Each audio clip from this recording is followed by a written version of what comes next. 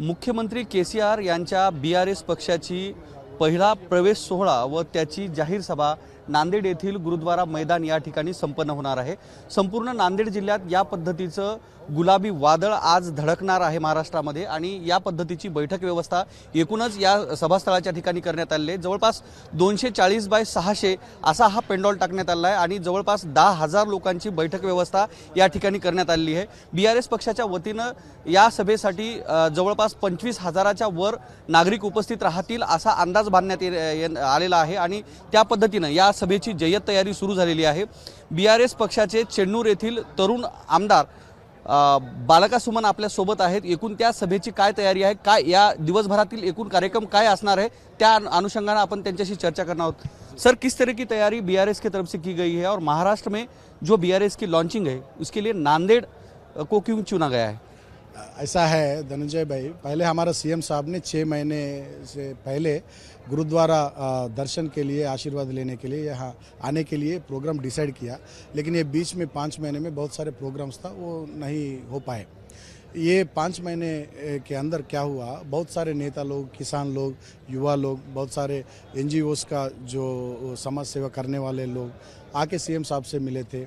बहुत सारे x M L S है, इसमें एक्स जिला परिषद चेयरमैन है, बहुत सारे जेडपीटीसीस है, बहुत सारे म्यूनसिपल चेयरमैन्स भी हैं और हमारा बाकी जो मंत्री जी लोग, एमएलएस, हमारा पार्टी लीडर्स से बहुत सारे लोग मिले थे। वो सब क्या बोले थे, हम बीआरएस पार्टी में शामिल होके बीआरएस पार्टी झंडा पकड़ के हम यहाँ काम करने के लिए तैयार है बोले।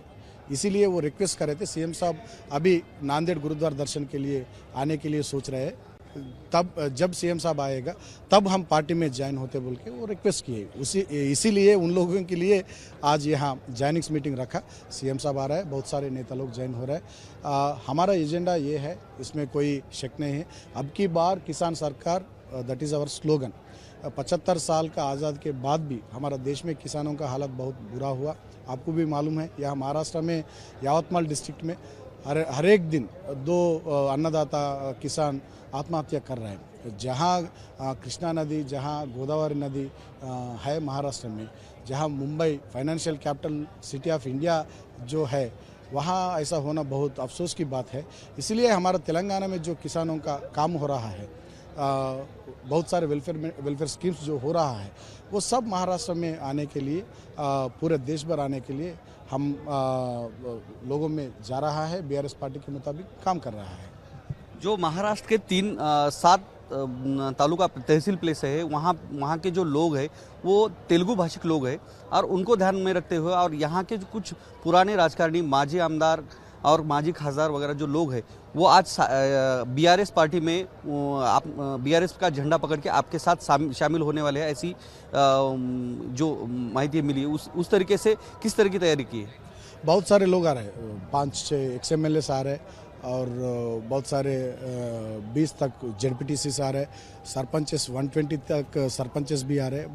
बहुत सारे नेता लोग इंटरेस्ट है और बहुत सारे एडवोकेट्स है, इलेक्ट्रिसिटी डिपार्टमेंट का जो रिटायर्ड एम्प्लॉयज है और जो बाकी जो रिटायर्ड वेरियस डिपार्टमेंट्स का रिटायर्ड एम्प्लॉयज़ है, वो सब लोग आने के लिए तैयार है।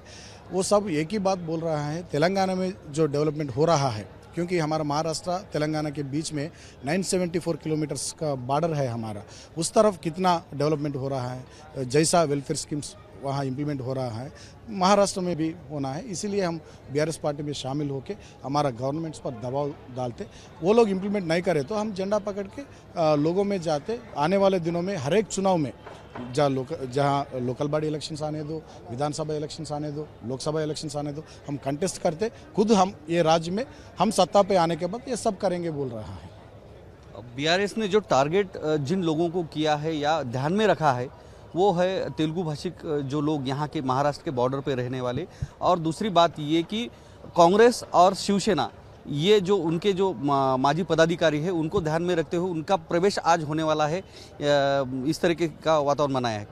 वैसा नहीं, वैसा कोई नहीं है। तेलुगु लोगों के लिए वैसा कुछ नहीं है। हम पूरा देश भर, कश्मीर से लेकर कन्याकुमारी तक, अटक से लेकर कटक तक, पूरे देश भर में हमारा काम हो रहा है। और इससे पहले आप देखें तो छत्तीसगढ़ से उड़ीसा से एक्स सीएम गिरिधर गोमंग साहब आया था, उनके साथ बहुत सारे नेता लोग आए थे। छत्तीसगढ़ से अजित जोगी का बेटा अमित जोगी साहब, वो लोग जनता कांग्रेस वाले बहुत सारे लोग आए थे। आंध्र प्रदेश से बहुत सारे retired IAS officers, retired IRS officers, वो सब लोग आए थे। वैसा कोई तेलुगु लोगों का वो नहीं है। जहाँ ये जो राज्य में वहाँ लोकल लोग हैं, बहुत सारे लोग नेता लोग ज्वाइन होने वाला है। दिन भर का जो मुख्यमंत्री है तेलंगाना के मुख्य, उनका क्या प्रोग्राम रहने वाला है और किस तरह का आयोजन किया गया? पहले सीएम साहब 1 बजे गुरुद्वारा आएगा। गुरुद्वारा में प्रेयर्स ऑफर करने के बाद यहाँ जॉइनिंग्स मीटिंग को सीएम साहब आएगा। यहाँ बहुत सारे नेता लोगों को हमारा पार्टी में ज्वाइन होने वाला है। उसके बाद सीएम साहब का भाषण भी रहेगा। ये होने के बाद सीएम साहब सिटी प्राइड होटल को जा रहा है, वहाँ एक प्रेस कॉन्फ्रेंस भी लगाया। प्रेस कॉन्फ्रेंस होने के बाद सीएम साहब सीधा हैदराबाद जाएगा। ये जो पक्ष प्रवेश सोहला यहाँ पे रखा हुआ है, उसमें कितने लोग, अधिकतम लोग आने के आपको चांसेस लगते हैं? बहुत सारे लोग आ रहे हैं, बहुत सारे लोग आ रहे हैं। आप देखते ना, 2 घंटे में पूरा हाल हमारा लोगों से ज्वाइन होने वाले लोगों से पूरा हाल कंप्लीट होगा। आप देखेगा जितने लोग आने वाला है। थँक्यू। बीआरएस पक्षाच्या वतीनं आज ह्या प्रवेश सोहळ्याचं आयोजन करण्यात आलं आहे। दरम्यान याच पद्धतीनं एमआयएम या पक्षानं महाराष्ट्रामध्ये नांदेड इथूनच आगमन केलं होतं आणि त्यामध्ये पहिल्या प्रयत्नामध्ये नांदेड महापालिकेमध्ये जवळपास 11 नगरसेवक हे एमआयएम पक्षानं आणलेले होते आणि तीच गोष्ट लक्षात ठेवून आता बीआरएस पक्षाच्या वतीनं भव्य पक्षप्रवेश सोहळा व त्यानंतर तेलंगणाचे मुख्यमंत्री के चंद्रशेखर राव यांची सभेचं आयोजन करण्यात आले आहे आणि ही सभा आजच्या तारखेमध्ये कितपत यशस्वी होते त्यावरून बीआरएस पक्षाचं महाराष्ट्रातील भवितव्य हे अवलंबून असणार आहे। कॅमेरामन काकासाहेब कांबळेसह मी धनंजय सोळंके, एबीपी माझा, नांदेड। एबीपी माझा, उघडा डोळे बघा नीट।